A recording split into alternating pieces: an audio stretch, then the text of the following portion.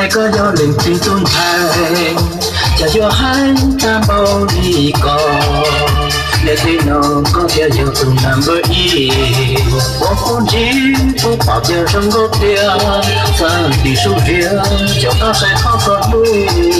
vì có dùng con tha là em để tê cho tu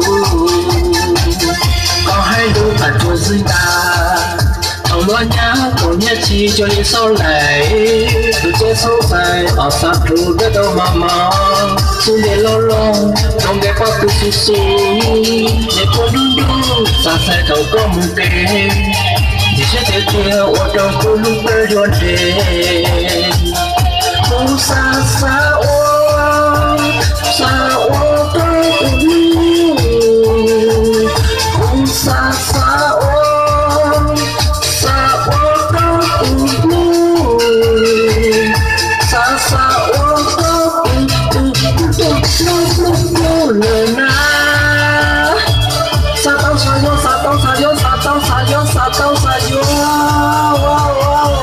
hay có do lì tung thay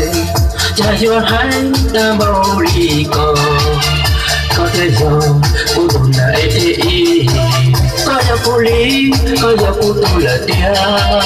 rồi cô lu xia cô đầu tiên lúc có thấy cô thấy cha lu có tha cho tụi chân mình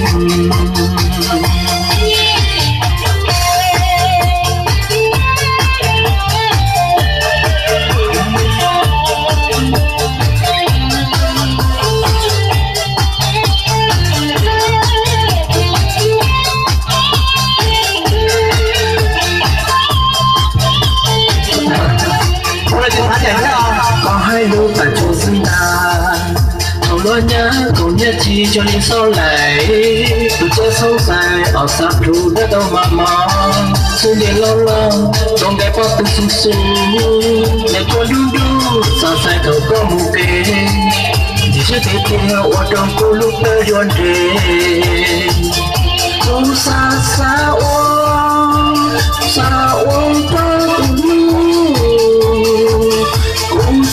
xa ô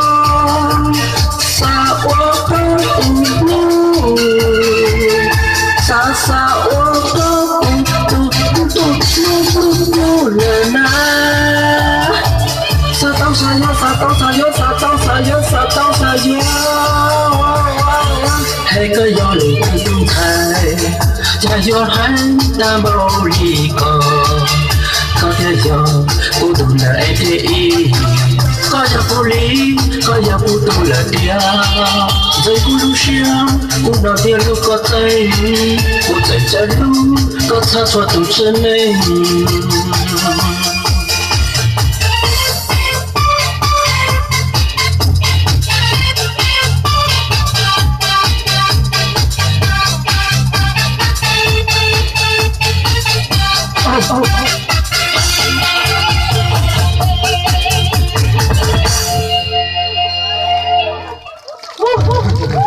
Ở trong đó này, ở trong đó này, chấm vượt đây này ạ.